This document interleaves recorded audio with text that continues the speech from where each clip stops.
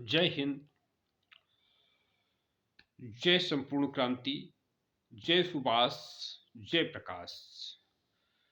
आज 15 जनवरी 2023 रात 11 बजे चंद खबरों के साथ आपके दरबार में हाजिर हो गया बंदा इन प्रकाश। आज संपूर्ण देश में संपूर्ण क्रांति के संवाहक भारत रत्न लोकनायक जयप्रकाश नारायण ने जब 5 जून 1974 को संपूर्ण क्रांति का आह्वान किया तो उस संपूर्ण क्रांति में बढ़ चढ़ का हिस्सा लेने वाले अब हमारे बीच में नहीं रहे। 3 राज्यों से सांसद रहे, माने 3 राज्यों से लोकसभा सदस्य रहे, कई बार राज्यसभा सदस्य रहे, कई बार केंद्रीय मंत्री रहे, जनता दल यू के राष्ट्रीय अध्यक्ष रहे, जनता दल के नेता रहे, हम सबके चहेते रहे, संवैधानिक मर्यादाओं के पालन करता, इस देश के कमजोर तबकों की सदन में आवाज उठाने वाले, भारत रत्न लोकनायक जयप्रकाश नारायण के आह्वान पर सदन की सदस्यता से त्यागपत्र दे देने वाले शरद यादव जी को देश ने श्रद्धांजलि अर्पित किया। जनता दल आई के आह्वान पर जनता दल आई की राष्ट्रीय अध्यक्ष माननीय श्रीमती चौधरी किरण सिन्हा के आह्वान पर संपूर्ण देश में जनता दल आई की समस्त शाखाओं ने, इकाइयों ने अपने अपने स्तर से शरद यादव जी को श्रद्धांजलि अर्पित किया। चौधरी किरण सिन्हा युद्ध ब्रिगेड के कार्यकर्ताओं ने भी, और जो भी संगठन, प्राचीन अखिल भारतीय कायस्थ महासभा, संपूर्ण क्रांति जागरण मंच जैसे विभिन्न संगठन जिन्होंने शरद यादव जी को श्रद्धांजलि अर्पित किया, शरद यादव जी के बारे में चर्चा पर चर्चा किया, उनके स्मरण को याद किया।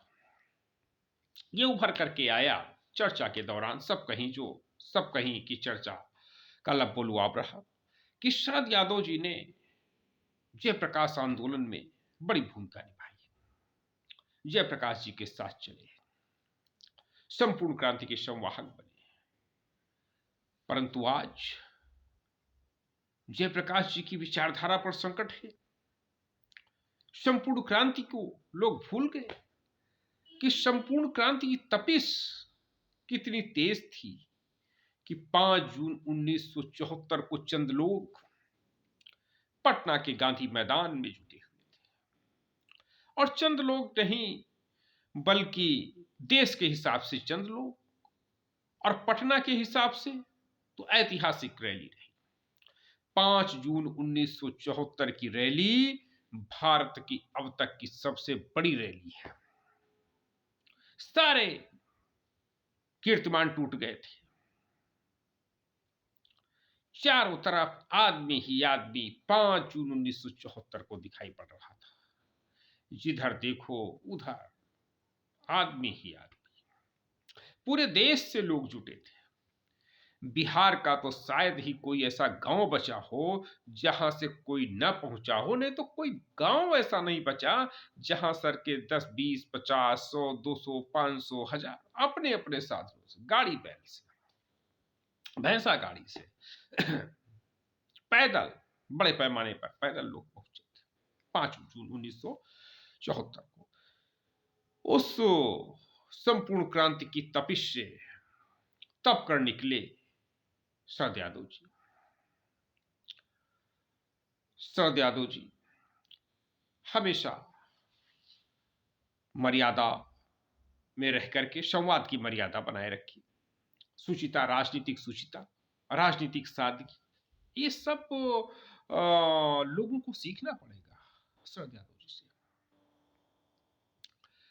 और उन्होंने जब 16 में उत्तर प्रदेश में 10 बड़ी रैलियां हुई नीतीश जी के द्वारा, उन रैलियों में लगभग सभी रैलियों में वो रहे भी, लेकिन 17 में जब चुनाव नहीं लड़ा गया तो वो दुखी हुए और उन्होंने फिर जनता दल आई इंदु कुमार गुजराल को फिर से पुनर्गठित करने का फैसला लिया और उसको आगे किया माननीय श्रीमती चौधरी किरण सिन्हा जी को,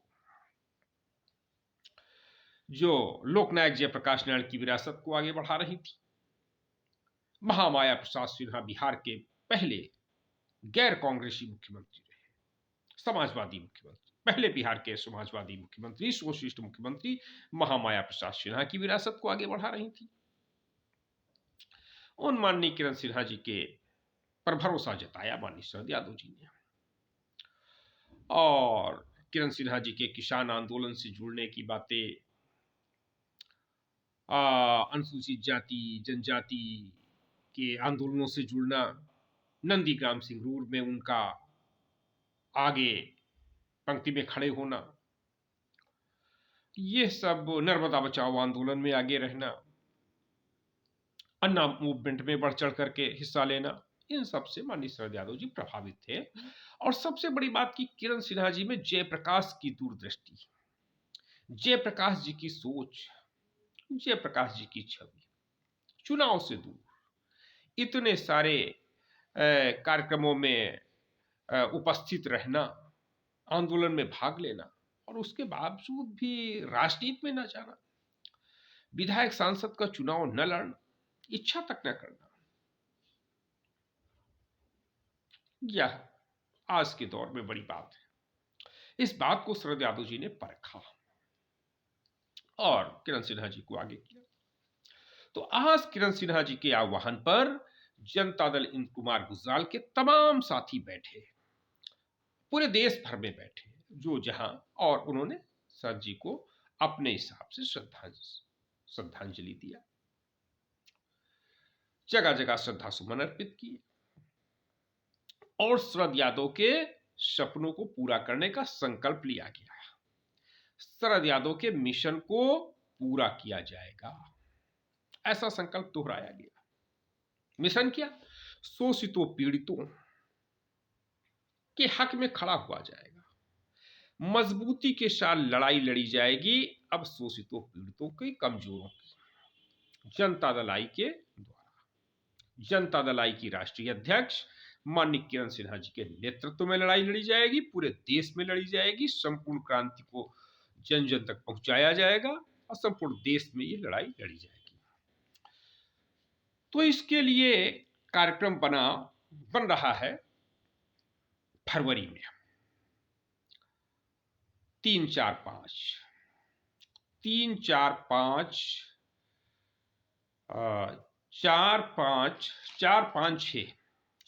के आसपास, 5-6 फरवरी के आसपास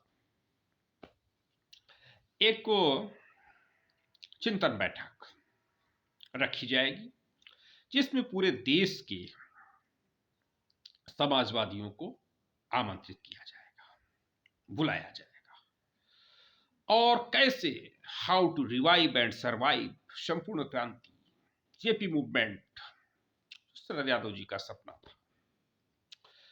उस सपने को, संपूर्ण क्रांति रूपी जो सपना था, उसको कैसे साकार किया जाए, इस पर चर्चा पर चर्चा, एक को बड़े पैमाने पर विचार विमर्श होगा, नीति बनाई जाएगी, रणनीति बनाई जाएगी और उसी हिसाब से जन जागरण की कार्यक्रम बनाया जाएगा, पूरे देश में दौड़ा किया जाएगा और जितने भी समतावादी लोग हैं,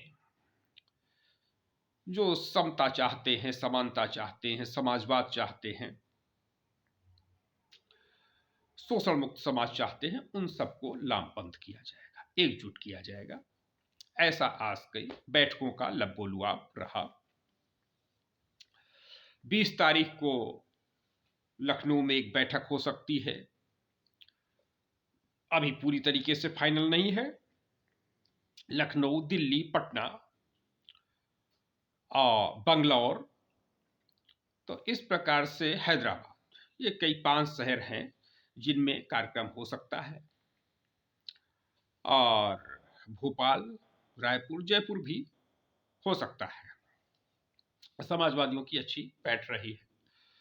तो अब देखा जाए कि कहाँ पर 20 को बैठने का है, कि 20 को बैठ करके तात्कालिक रूप से तय किया जाएगा कैसे क्या सारे अनुयायी और सारे शरद यादव को चाहने वालों को एक स्थान पर कैसे एकजुट किया जाए और एकजुट करके कैसे विचार विमर्श किया जाए और आगे के कुछ निर्णय लिए जाएं शरद यादव जी की विचारधारा को आगे बढ़ाने के लिए, जयप्रकाश जी के सपनों को पूरा करने के लिए, संपूर्ण क्रांति को आगे बढ़ाने के लिए।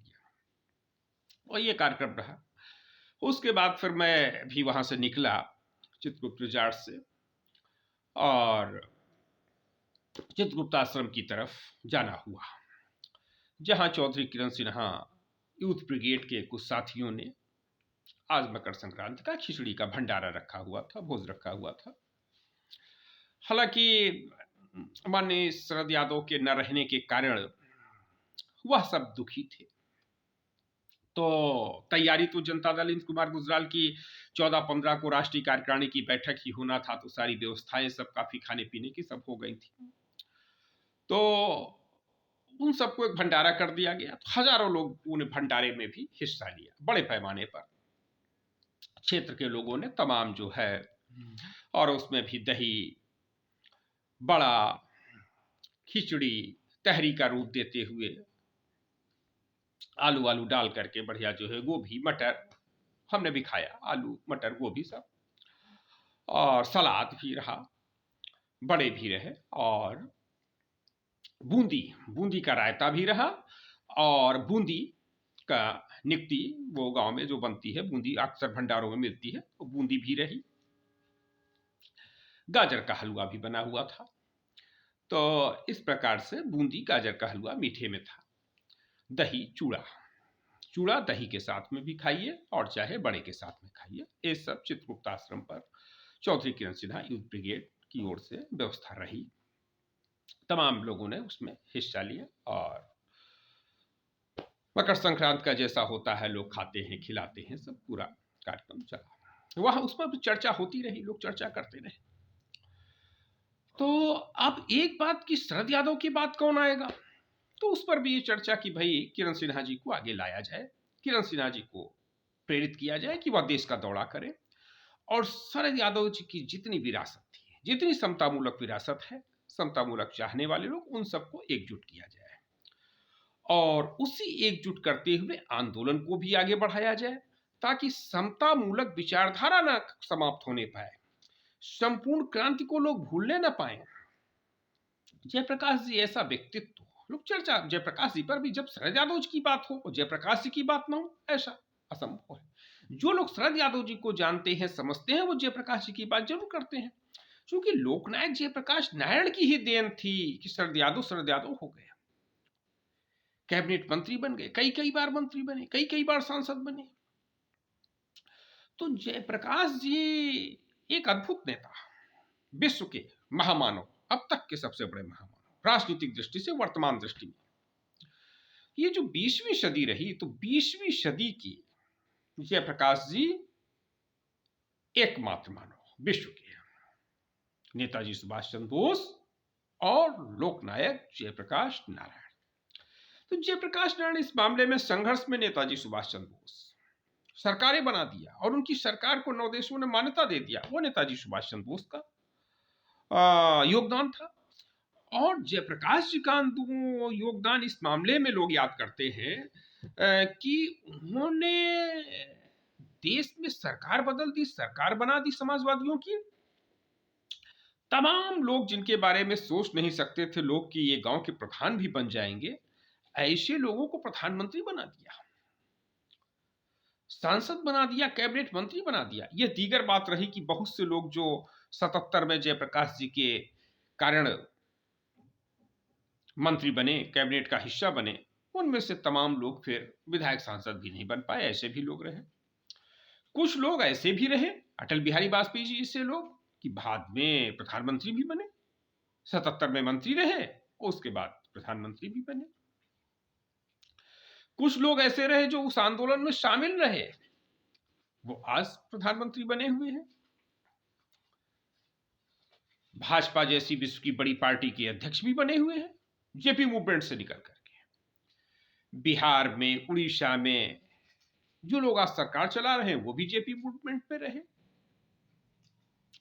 तमाम लोग जेपी मूवमेंट तो एक ऐसा मूवमेंट रहा भारत का कि जिससे निकले हुए लोग विपक्ष में भी हैं, सत्ता पक्ष में भी हैं। तमाम नेता पैदा किए जयप्रकाश नारायण जी ने। अगर जयप्रकाश जी नहीं होते तो ये लोग सोच भी नहीं सकते थे कि कैसे कैसे लोग मुलायम सिंह यादव मुख्यमंत्री होंगे, लालू यादव मुख्यमंत्री होंगे, नीतीश कुमार मुख्यमंत्री होंगे, रामविलास पासवान जी कैबिनेट मंत्री बनेंगे। तो रामविलास पासवान जी भी जयप्रकाश जी को श्रेय देते थे, मानते थे कि देश में नेता पैदा करने का काम किसी ने किया तो वो लोक नायक जयप्रकाश नारायण ने पैदा करने का काम किया। संपूर्ण भारत में, गुजरात में, महाराष्ट्र में, कर्नाटका में, तमिलनाडु में, आंध्र प्रदेश में, केरला में, चारों तरफ नेता पैदा किया लोकनायक जयप्रकाश नारायण ने। उसके बाद फिर हम लोग इधर निकले। एक डॉक्टर जगदीश्वर पटेल फतेहपुर जहानाबाद, उन्होंने आमंत्रित किया ओबीसी चिंतन बैठक के लिए। तो ये ओबीसी चिंतन बैठक वृंदावन कॉलोनी, लखनऊ के वृंदावन कॉलोनी में आयोजित थी। क्योंकि कानपुर रोड की तरफ से हम लोग निकल रहे थे तो उधर से बड़ी बंथरा होते हुए आकर के फिर हम लोग इधर बंथरा से मुड़ करके बंगला बाजार इधर से बिजनौर होते हुए हम लोग निकले और सीधा हम पहुंच गए तेलीबाग क्रॉस करके वृंदावन। सेक्टर 10 में बैठक रही, तो ओबीसी चिंतन बैठक रही। तो इसमें ये रहा, इसमें कि भाई कैसे ओबीसी के आंदोलन को तेज किया जाए, कैसे सजाया जाए, संवारा जाए, इस विषय पर बैठक रही। तो इसमें सरदार सेना के डॉक्टर जगदीश्वर पटेल जिन्होंने बैठक रखी, डॉक्टर एसआर पटेल, नीरज पटेल जैसे तमाम लोग शामिल हुए। उन्होंने चर्चा पर चर्चा किया ओबीसी आंदोलन को बढ़ाने के लिए। अब ओबीसी आमतौर से जब शरद यादव के संदर्भ में आता है तो शरद यादव जी सबको लेकर के चलते थे, लेकिन प्रतिक्रियावादी नहीं थे। इस प्रकार से 15% को जिस प्रकार से आज कुछ लोग कर रहे हैं कि 15% का विरोध करना है, वो 15% चाहे ब्राह्मण ठाकुर बनिया का विरोध करते हो या फिर 15% मुसलमानों का विरोध करते हो, गुपचुप तरीके से तमाम बातें आती हैं। और ये वहां राकेश मौर्य जी ने भी चर्चा भी किया कि भाई आज की जो स्थिति है, जो एक बयान पर काफी चर्चा हुआ वहां पर कि जिस व्यक्ति ने चंद्रशेखर, जो बिहार के शिक्षा मंत्री ने ये बात बयान दिया, जो शूद्र गंवार ढोल पसुनारी ये सब है ताड़ना के अधिकारी, इसको लेकर के तो उसके विरोध में अयोध्या के व्यक्ति ने कहा 10 करोड़ देंगे, जबान काट लो। तो अब बात उस पर यह हो रही है कि भाई जिस जबान काट लेना तो हिंसा का विषय हो गया है भारतीय दंड संहिता के तहत। तो हिंसा को प्रोत्साहित जो व्यक्ति कर रहा है उसकी अब तक गिरफ्तारी नहीं, इस पर चर्चा हुई। चर्चा होना स्वाभाविक भी है। और दूसरा विषय कि 10 करोड़ रुपया ये लाएगा कहां से, क्या कर रहा है इनकम टैक्स, ईडी, सीबीआई। तो ये बड़ा सवाल है कि ये सब जिसने घोषणा कर दिया कि हम 10 करोड़ देंगे, वो 10 करोड़ कहां से ला रहा है, किससे ले रहा है, क्या कैसे क्या 10 करोड़ रुपया देगा, इसकी जांच होना चाहिए। अधिकांश वक्ताओं का मानना रहा कि इसकी जांच होना चाहिए। ये रहा। और रामलोटन निषाद, तो रामलोटन निषाद जी ने बिहार के मंत्री के संदर्भ में उन्होंने कहा कि एक प्रदर्शन होना चाहिए समर्थन में, बिहार के शिक्षा मंत्री के समर्थन में होना चाहिए, कि उन्होंने ठीक बात कही। और रामलोटन निषाद ने यह भी कहा कि भाई ये इतना मसला है कि प्रज्ञा मिश्रा, तो उन्होंने कहा उसका जाति मोह जाग गया। प्रज्ञा मिश्रा ने, मिश्रा से नाम लग रहा ब्राह्मण कन्या, तो उस ब्राह्मण कन्या का विवाह हुआ यादव, विकास यादव पुरुष के साथ, यादव पुरुष के साथ विवाह हुआ। तो उसने क्या कहा ये भाई हमें नहीं पता है, ये रामलोटन निषाद जी ने कहा कि उसका मोह जाग गया, जाति मोह, और उसने उसका समर्थन, चौपाई के समर्थन में समर्थन कर दिया, चंद्रशेखर का विरोध कर दिया। माने चंद्रशेखर माने बिहार के शिक्षा मंत्री, बिहार सरकार के शिक्षा मंत्री, राष्ट्रीय जनता दल के विधायक। तो उनके विरोध में और उस चौपाई के समर्थन में, ऐसा उनका रामलोटन निषाद जी का कहना रहा। और रामलोटन निषाद जी समाजवादी पार्टी में पिछड़ा वर्ग के प्रकोष्ठ के अध्यक्ष थे। तो अध्यक्ष थे, बाद में फिर उन्होंने इसी प्रकार से कुछ बात कही, तो पौराणिक महत्व को लेकर के, तो उसको फिर पौराणिक विषय को लेकर के, तो फिर वो अखिलेश यादव जी ने, राष्ट्रीय अध्यक्ष, प्रदेश अध्यक्ष, लोगों ने सब मिलकर के चलता कर दिया, निकाल दिया। तो जगदीश्वर पटेल जी ने कहा भी कि भाई हमने तो कहा था वहां ना जाओ, तो बात हुई है, रहा पूरा। तो अब सबसे बड़ी बात है कि उन्होंने ये भी प्रज्ञा मिश्रा, उन्होंने कहा कि जब प्रज्ञा मिश्रा आ गई, चौकी के अंदर हो गई, चूल्हे के अंदर हो गई, तो फिर विकास यादव के जितने मामा के, फूफा के, मौसा के, माने नाते नात पनेते ठेंगर जितने लोग थे, उनकी सबकी एंट्री बैन हो गई, go out, go out, go out. और प्रज्ञा मिश्रा के लोग, मामा, फूफा, चाचा, जो भी है, मतलब उनके लड़की पक्ष के, प्रज्ञा मिश्रा पक्ष के जितने रिश्तेदार थे, वो सब अंदर हो गए, ऐसा रामलोटन निषाद जी का कहना रहा। वो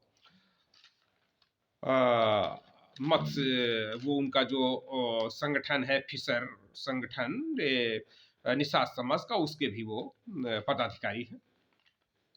ये विशेष बात उनकी रही।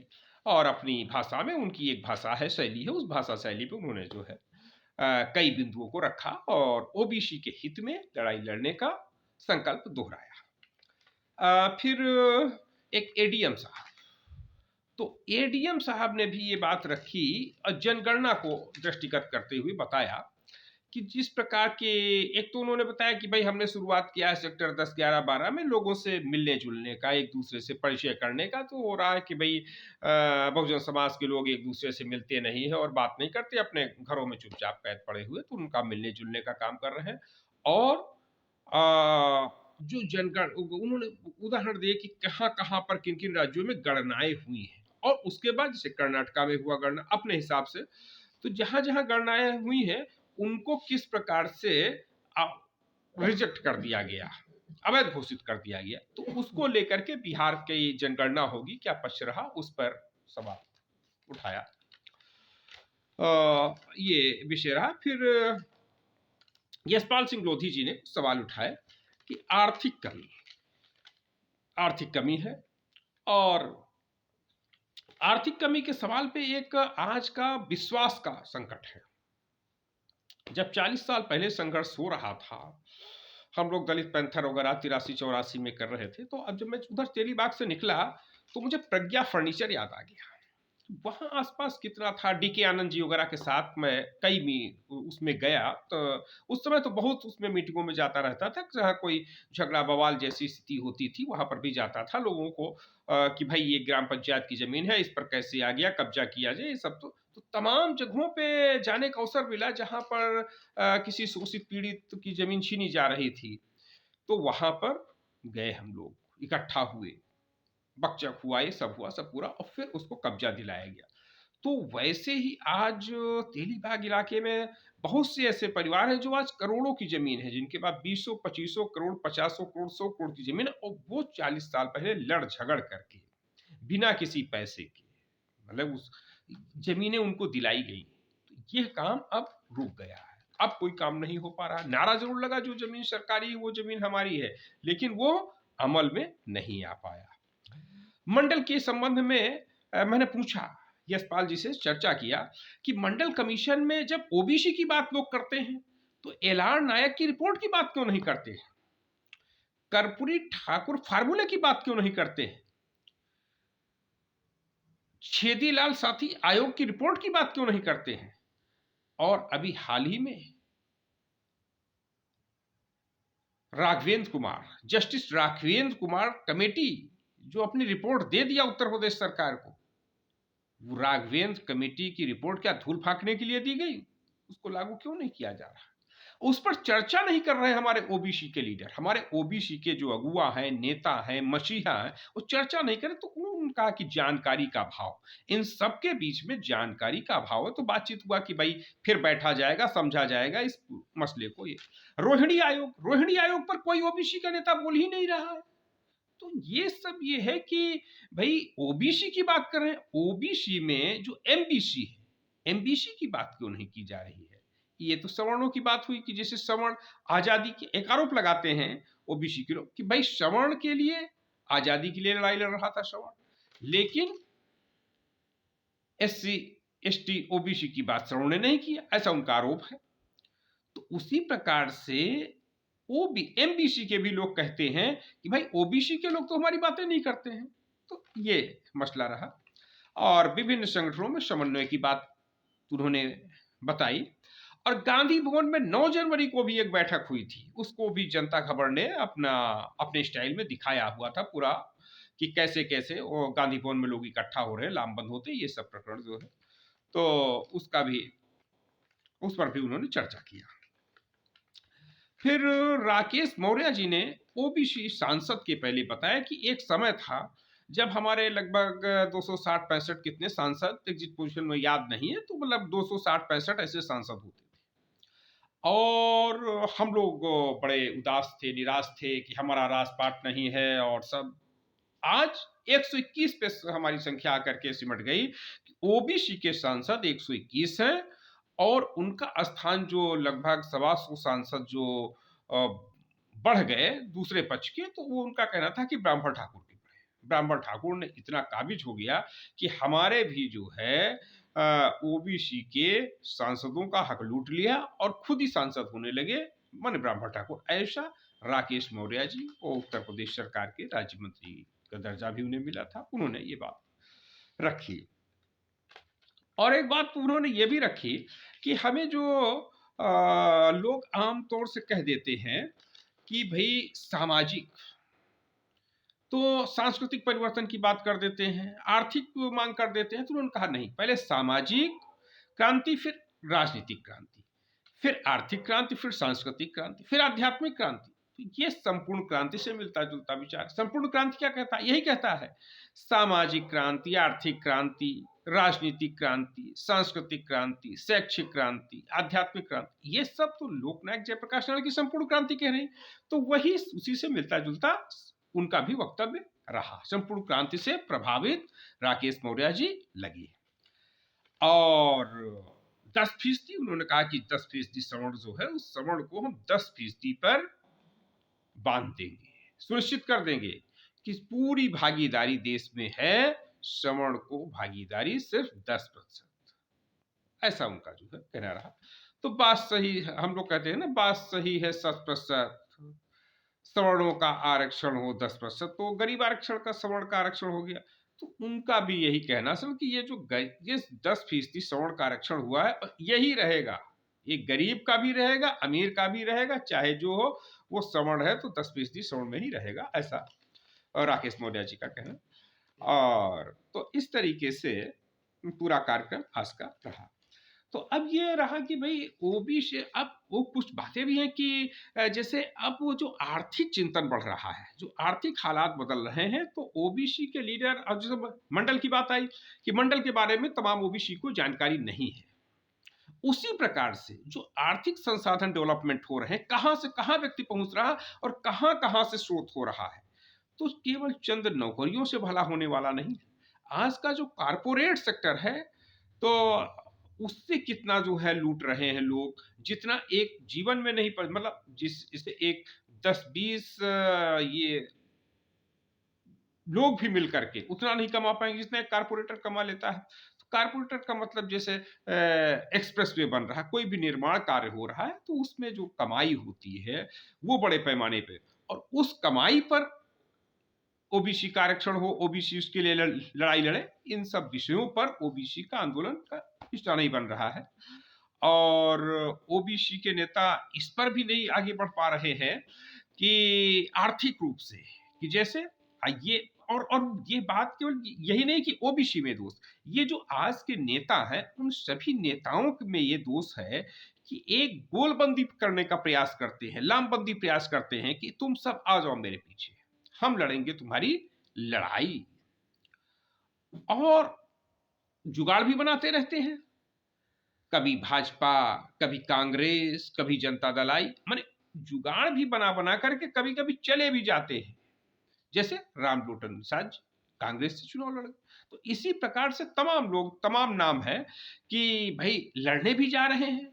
हमारे स्वामी प्रसाद मौर्य जी तो बसपा से निकल के भाजपा में आ गए, भाजपा से निकल के सपा में चले गए।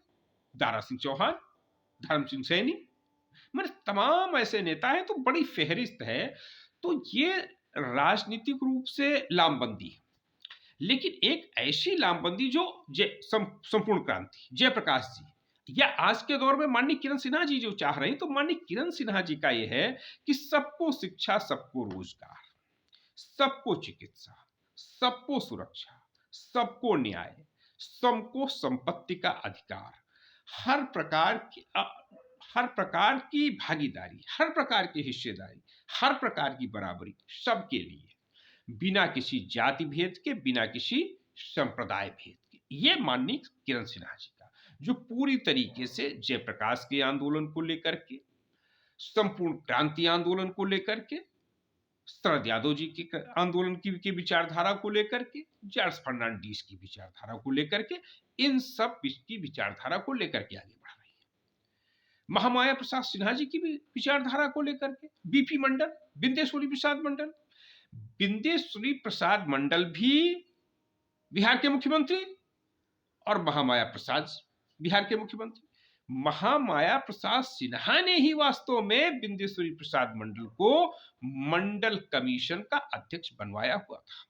लोकनायक जयप्रकाश नारायण जी की तबीयत ठीक नहीं थी, तो उन्हें देखने के लिए महामाया प्रसाद सिन्हा और बीपी मंडल, बिंदेश्वरी प्रसाद मंडल दोनों लोग गए। उधर से मोरारजी देसाई आ गए, तो मोरारजी देसाई के साथ ये वार्ता हुआ, जयप्रकाश जी तबियत ठीक नहीं था, तो उन्होंने कहा कि भाई इनको भी कुछ कीजिए, बातचीत चल रही थी। उसके बाद जब आ गए ये मोरारजी देसाई, तो मोरारजी देसाई से उन्होंने कहा जयप्रकाश जी ने कि भाई काका कालेलकर का तो मसला अब तो टल ही गया, तो अब काका कालेलकर आयोग हो गया फेल, तो अब इनको लगाओ उसमें, इनको दीजिए जिम्मेदारी। बीपी मंडल की तरफ इशारा करके बोले स्पष्ट कि इनको जिम्मेदारी दीजिए। तो उसी के बाद फिर वो उनको मंडल कमीशन का गठन किया गया और उनको चेयरमैन बनाया गया। तो ये सब स्थिति रही। तो ठीक है, इसी के साथ आप सभी को जय हिंद, जय संपूर्ण क्रांति।